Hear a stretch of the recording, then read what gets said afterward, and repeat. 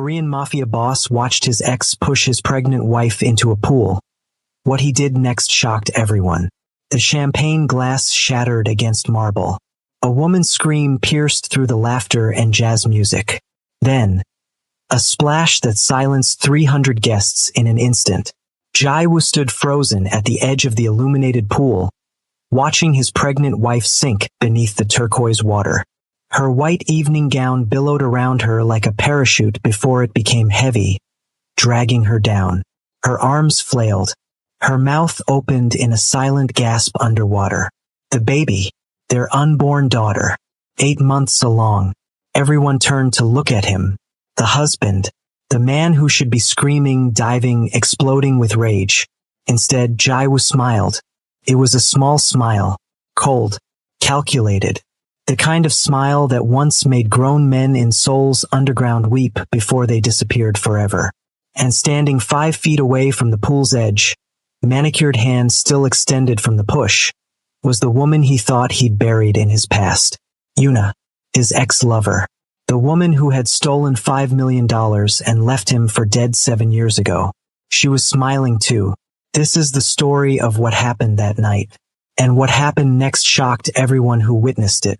But to understand why a mafia boss smiled while his pregnant wife drowned, you need to understand who he really was. Before we dive deeper, let us know in the comments where you're watching from. We'd love to hear from you. And if you're new here, click on the subscribe button so you never miss any of our upcoming videos. 3 years before that night, Jae-woo was known by a different name in Seoul's criminal underworld. They called him the Surgeon because his methods were precise, clean, methodical. He didn't waste bullets or make messes. When someone crossed the Biko clan, they simply ceased to exist. No bodies, no witnesses, no mistakes. He ran the largest smuggling operation in South Korea. Art, weapons, information, if it needed to disappear from one country and reappear in another, it went through Jae-woo's network. He had politicians in his pocket, police commissioners on his payroll, judges who owed him favors they could never repay. But he was tired of looking over his shoulder, tired of sleeping with a gun under his pillow, tired of attending funerals for men half his age who died because they made stupid mistakes or trusted the wrong people. He was 33 years old and felt 70. Then he met Sora. She was a kindergarten teacher. She wore floral dresses and smiled at strangers. She cried at sad movies and laughed at terrible jokes. She knew nothing about his world. When she looked at him, she didn't see the surgeon. She saw Jae-woo, just Jae-woo, a man who opened doors for her and listened when she talked about her students and held her hand like she was made of something precious. For the first time in 15 years, Jae-woo wanted to be someone else. So he made a deal. He traded his empire for his freedom. He gave up his territories, his networks, his power. He paid off everyone who needed paying. He erased his identity and created a new one. Park Jae-woo became Lee Mi-ho, a quiet art consultant who traveled for work and kept to himself. He married Sora 6 months later. She never asked about his past and he never told her. She believed he was a man who restored paintings for wealthy collectors. She believed his scars came from a car accident. She believed the nightmares that woke him up screaming were just stress. And she loved him anyway. When she told him she was pregnant, Jae-woo cried. Real tears. The kind he hadn't shed since he was 12 years old watching his father's funeral from behind a tree because he was too afraid to be seen. He put his hand on Sora's still flat belly and made a promise. This child would never know his old world. This child would have the childhood he never had. This child would be safe. For 8 months he kept that promise. Then came the charity gala. The event was hosted by the Seoul Foundation for Children's Education. Sora had been invited because of her work with underprivileged students. She was so excited. She bought a new dress, white and flowing to accommodate her pregnant belly. She practiced her speech in front of the bathroom mirror. Jae-woo didn't want to go. Large crowds made him nervous. Too many faces. Too many variables. But Sora's eyes were so bright with happiness that he couldn't say no. The gala was held at a mansion in Gangnam. Old money, new money, political money. Everyone who was anyone in Seoul's elite circles was there. Crystal chandeliers hung from 30-foot ceilings. Ice sculptures shaped like swans slowly melted on tables laden with imported caviar and French champagne. A string quartet played Vivaldi in the corner while guests in designer clothes pretended to care about children's education. Jaiwoo hated it immediately, but Sora glowed. She moved through the crowd with her hand resting on her belly, smiling and introducing herself to strangers. Jaiwoo stayed close, scanning faces out of habit, looking for threats, looking for anyone who might recognize him under the new name and respectable clothes. That's when he saw her. Yuna. She stood near the bar, wearing a black dress that probably cost more than most people's cars. Her hair was shorter now, styled in an expensive cut. Diamonds glittered at her throat and wrists. She was laughing at something a politician was saying, her hand resting possessively on his arm. Jaiwoo's blood turned to ice. Yuna was supposed to be dead. He'd heard the rumors 7 years ago. She'd betrayed him to a rival gang, stolen money from his accounts, and disappeared. 3 months later, someone told him they'd found a body in Busan. Female, same age, same build, burned beyond recognition. He'd assumed it was her, hoped it was her, let himself believe his past was truly buried. But here she was, alive, wealthy, powerful, and looking directly at him. Their eyes met across the crowded room. Recognition flashed in her face, then something else, calculation, curiosity, and underneath it all, hunger. If you're enjoying the story so far, hit that like button and let us know what you think Jaiwoo should do next in the comments. Should he confront her or pretend he doesn't recognize her? Drop your thoughts below. Jaiwoo turned away, his heart pounding. He needed to leave. Now, before Yuna could approach, before she could say anything to Sora, before his carefully constructed life collapsed around him. But Sora was in the middle of a conversation with the event coordinator, discussing a potential partnership between the foundation and her school. She was animated, passionate, beautiful. Jaiwoo couldn't drag her away without explanation. He felt Yuna's presence before he heard her voice. Jaiwoo, she said softly, right behind him. Or should I call you Miho now? He didn't turn around. You should call me nothing. You should pretend you never saw me. Where's the fun in that? She moved to stand beside him, close enough that he could smell her perfume. The same one she'd worn 7 years ago. Expensive, cloying. I see you've done well for yourself. New identity. Pretty wife. And is that a baby bump I noticed? Stay away from her. Yuna laughed. The sound was light, musical, completely at odds with the threat in her eyes. Relax. I'm not going to expose you. I have just as much to lose as you do. I've built a very comfortable life here. Important friends. Legitimate businesses. She paused. Well, mostly legitimate. Then we have nothing to discuss. Oh, I think we do. She sipped her champagne, her gaze drifting to where Sora stood talking. She's lovely. So innocent. Does she know what you are? What you've done? No. And she never will. How romantic. Yuna's smile sharpened. You always did have a sentimental streak. I remember when you used to look at me like that. Before I got too smart for my own good. You stole from me. You tried to have me killed. And yet here you are. Thriving. So really, I did you a favor. She turned to face him fully. I'm hosting this event, you know. The Seoul Foundation. I'm the primary donor. I've reinvented myself too, Jaiwoo. I'm a philanthropist now. A respected member of society. Isn't it funny how we both ended up here? Hilarious. I want to talk to her.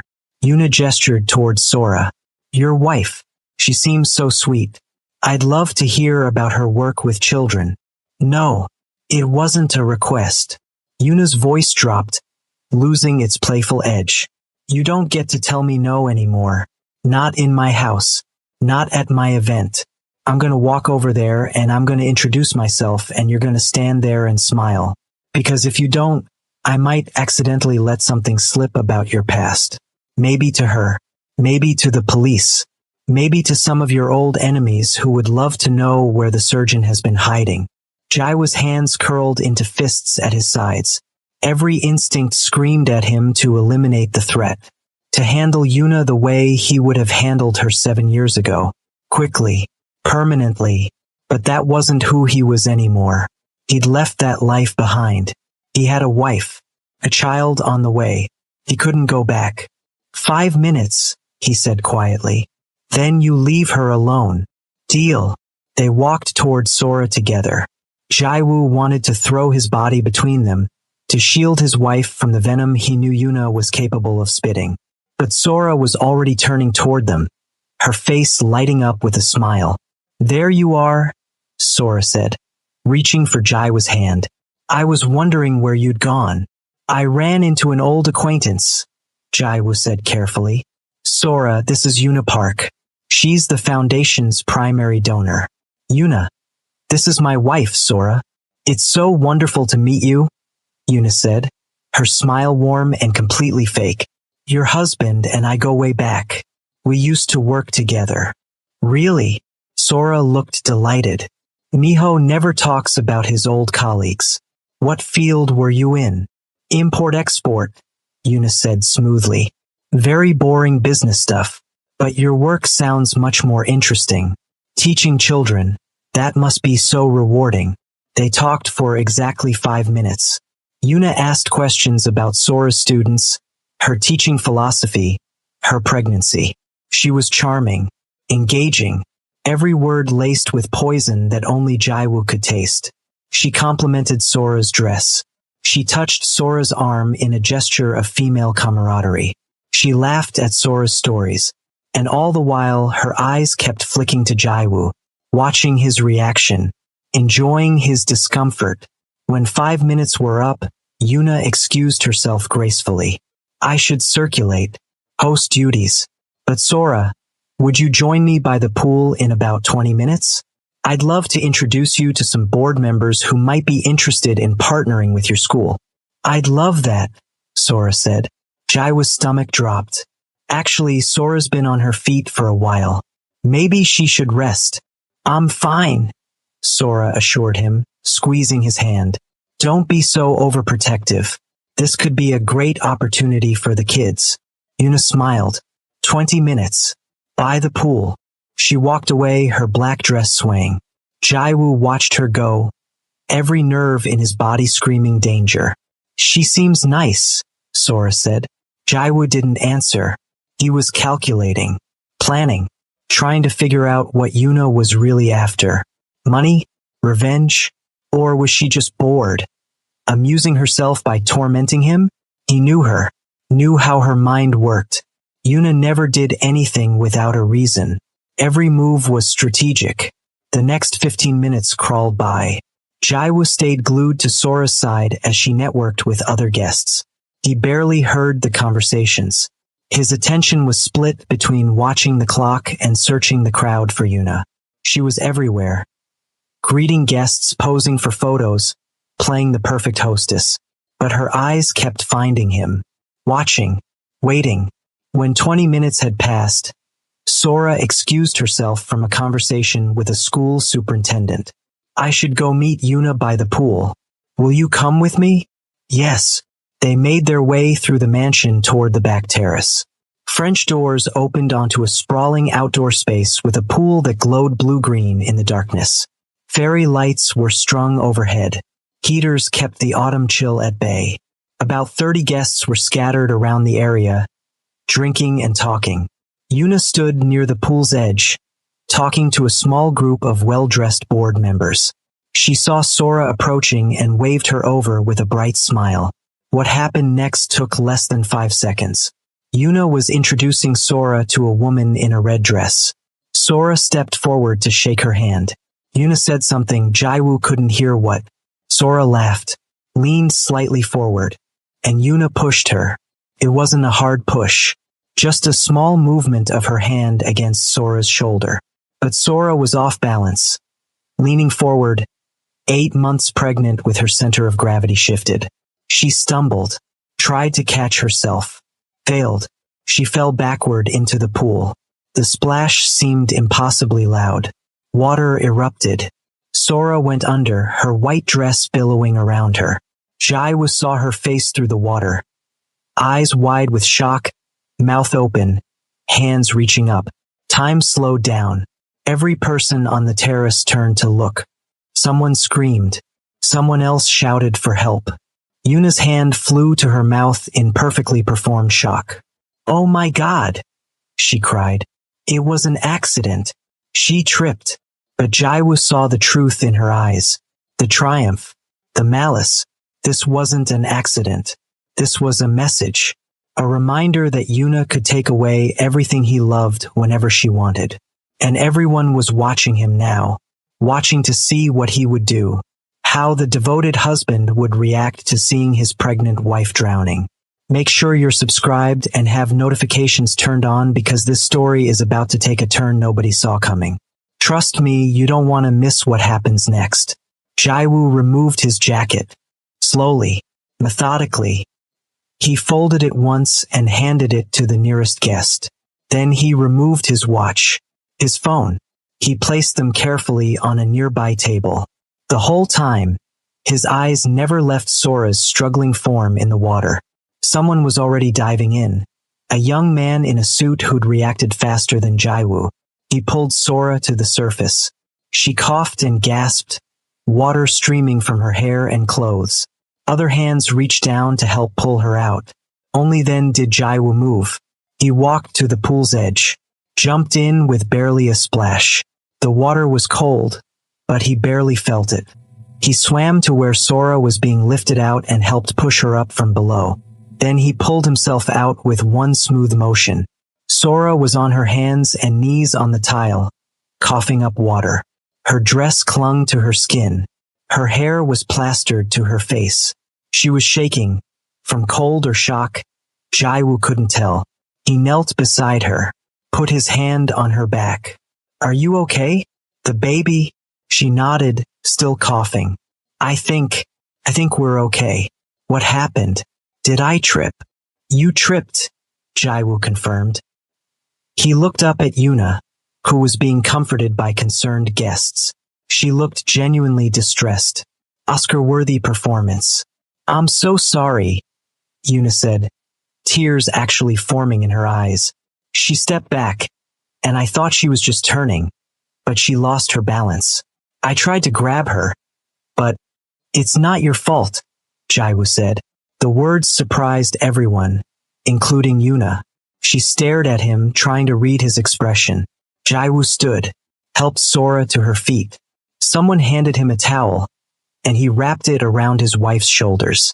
She was still shaking. "We should get you to a hospital," he said quietly. "Make sure everything's okay." "I'm fine," Sora insisted, but her voice wavered. "Really, I just got scared, but I felt the baby kick." "She's okay. Hospital anyway." "Okay." Jaiwu started to lead Sora toward the house, but he paused, turned back to Yuna. She watched him warily, perhaps expecting him to lash out now that Sora wasn't looking, to reveal some hint of the violence he was capable of. Instead, he smiled at her, that same cold smile from the beginning, the one that used to make men beg for mercy. Then he walked over to Yuna, pulled her into a hug. She stiffened against him, confused. "What are you?" "Thank you," Jaiwu whispered in her ear, so quietly only she could hear, "for reminding me who I am." He pulled back, smiled again for the benefit of the watching guests. "Thank you for trying to catch her. These things happen. No hard feelings." Yuna's confusion turned to suspicion. This wasn't the reaction she'd expected. Where was the rage? The threats? The violence? But Jaiwu just took Sora's hand and walked away. They drove to the hospital in silence. Sora dozed in the passenger seat, exhausted from shock. Jaiwu kept his eyes on the road and his hands steady on the wheel. But his mind was racing. At the hospital, doctors confirmed that Sora and the baby were fine. No injuries, no complications, just a scare. They kept her overnight for observation anyway. Jaiwoo sat in a chair beside her bed while she slept, watching the rise and fall of her chest, the monitor showing their daughter's steady heartbeat. At 2 a.m., he stepped into the hallway, pulled out his phone, made a single call to a number he'd promised himself he'd never use again. A man answered on the first ring. His voice was rough with sleep. "This number is disconnected." It was a code, a way of confirming identity. "The surgeon is back in practice," Jaiwoo said. Silence. Then, "I thought you were retired. One last operation. Target. Una Park. I need everything. Financial records, business dealings, personal connections, criminal activities, skeletons in closets. Everything. When? Now. It'll be expensive. I don't care. And messy." "No," Jaiwoo said. "Clean. Legal. I want her destroyed. But I want her to see it coming. I want her to understand exactly who did it to her. And I want it done without a single drop of blood." Another pause. Then a low chuckle. "The surgeon getting creative in his old age? Can you do it? For you? Always. Give me 72 hours. The line went dead. Jaiwoo went back to Sora's room, sat down in his chair, watched his wife sleep. His old life and his new life had collided tonight. For 8 months, he'd managed to keep them separate. But Una had shattered that illusion. She'd proven that his past could still hurt the people he loved. So he would handle it the way he used to, with precision, with planning, with absolute ruthlessness. But this time, he'd do it right. If the story has you hooked, do us a favor and smash that like button. And drop a comment telling us if you think Una deserves what's coming. We read every single comment. The next morning, Sora was released from the hospital. She was quiet on the drive home, staring out the window at the Seoul traffic. Jaiwoo glanced at her every few minutes, checking for signs of distress. Finally, she spoke. "That wasn't an accident, was it?" Jaiwoo's hands tightened on the steering wheel. "What makes you say that?" "I saw her face, right before she pushed me. It was only for a second, but—" Sora trailed off. "She looked happy, like she wanted to hurt me." "Why would she want to hurt you? She doesn't even know you." "No, but she knows you." Sora turned to look at him. "Who is she really, Miho? And don't lie to me. I'm not stupid. The way you looked at her last night, you were afraid. I've never seen you afraid of anything." Jaiwoo was silent for a long moment. They were stopped at a red light. He could feel Sora's eyes on him, waiting. "We used to work together," he said finally. "A long time ago, before I met you. She's not a good person, Sora. We had a falling out. It ended badly." "How badly?" "Badly enough that I thought I'd never see her again. And now she's seen that I have something to lose." Jaiwoo reached over and took Sora's hand. "But I won't let her hurt you, or our daughter. I promise." Sora squeezed his fingers. "I'm scared. I know. But you don't need to be. I'm going to handle this." "How?" "You don't need to worry about that. Miho, trust me." She looked at him for a long time. Jaiwoo could see the questions in her eyes, the doubts, the growing realization that her husband wasn't who she thought he was. But she was also 8 months pregnant and exhausted and still shaken from nearly drowning. So she nodded. "Okay, I trust you." They drove the rest of the way home in silence. For the next 3 days, life continued normally on the surface. Sora stayed home from work, resting. Jaiwoo played the attentive husband, cooking meals, running errands, pretending everything was fine. But every night after Sora fell asleep, he worked. The information came in waves. Financial records, business licenses, property deeds, security footage, phone records, email chains. Every piece of Yuna's carefully constructed life, laid out in digital files on Jaiwoo's laptop. What he found was damning. Yuna had reinvented herself as a philanthropist, yes, but her fortune hadn't come from legitimate business. She'd built an empire on the backs of illegal activities. Money laundering through her charity foundation, human trafficking disguised as employment agencies, blackmail of wealthy clients at her exclusive networking events. She'd gotten smarter since their time together, more sophisticated. She'd learned from her mistakes, built layers of protection between herself and the crimes, used other people's names on documents, kept herself clean on the surface. But Jaiwoo had learned a few things too. He spent those 3 days building a case, not for himself, for the authorities.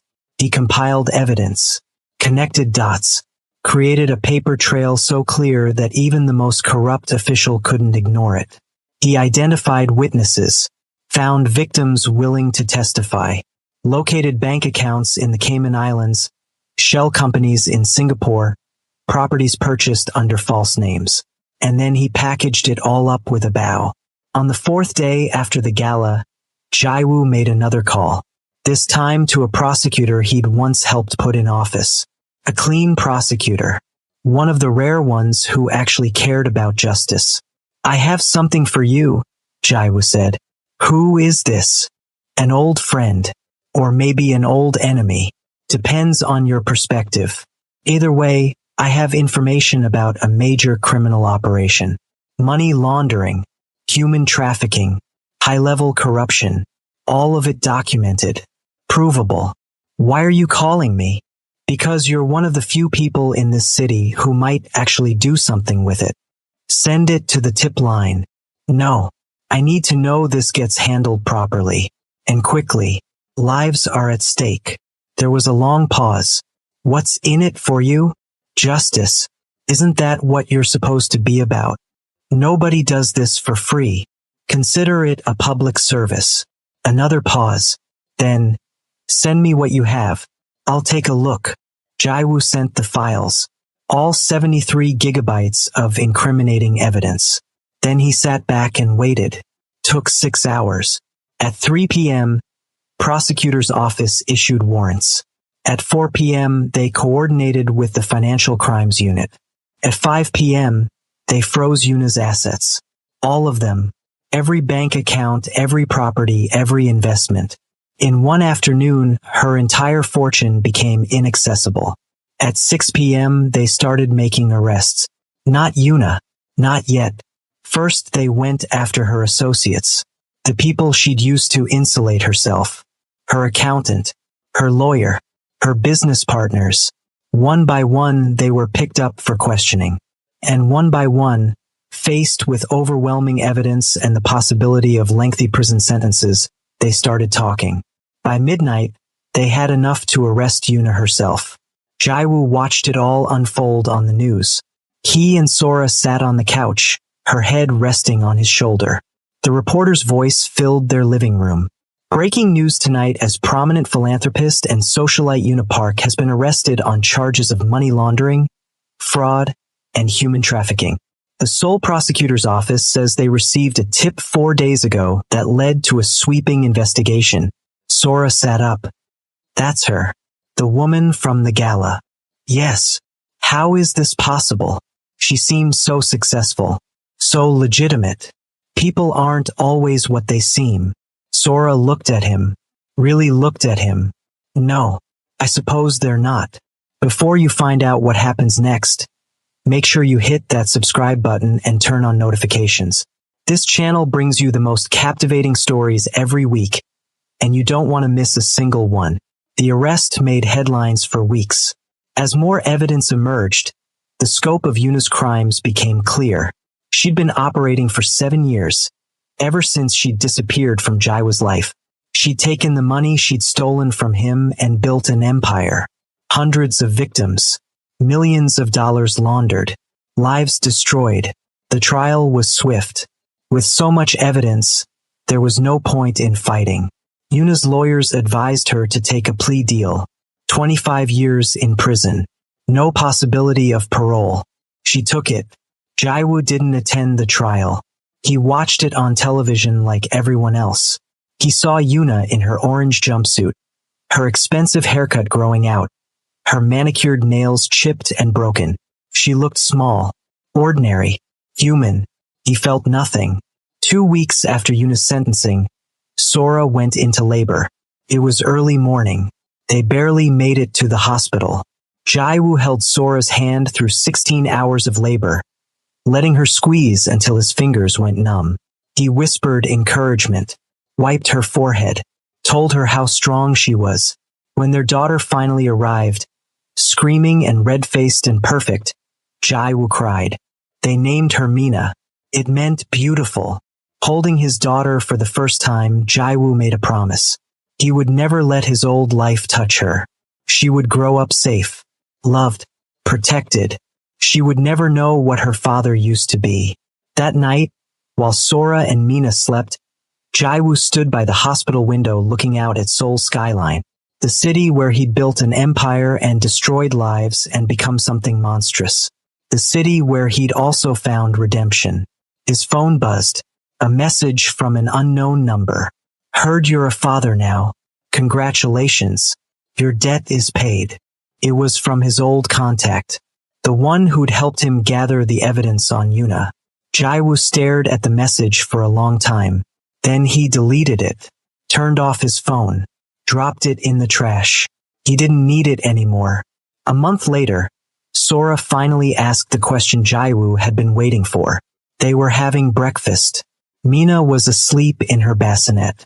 Morning sunlight streamed through the windows. It should have been a peaceful moment. Who were you? Sora asked quietly. Before you were Miho? Jaiwoo set down his coffee. Does it matter? Yes. Why? Because I need to know who I married, who the father of my child is. I've been patient. I've trusted you. But after everything with Yuna, I deserve the truth. She was right. She did deserve the truth. Jaiwoo had known this moment would come eventually. He'd hoped it would be later, after Mina was older, after enough time had passed that his past felt truly buried. But Sora was looking at him with determined eyes, and he realized she'd been patient long enough. I was a criminal, he said, a very successful one. I ran a smuggling operation. I worked with dangerous people. I did things I'm not proud of. Did you kill people? Jaiwoo hesitated. Not directly, but people died because of decisions I made, orders I gave.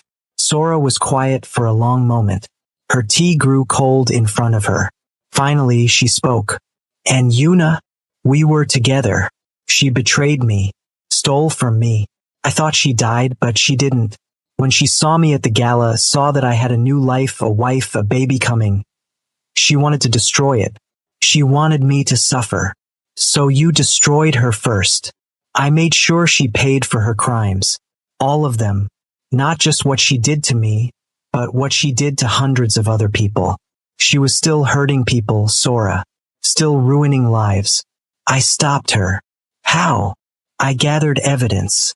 I gave it to the authorities. I let the system handle it. That's not what you would have done before, is it? In your old life? No. What would you have done?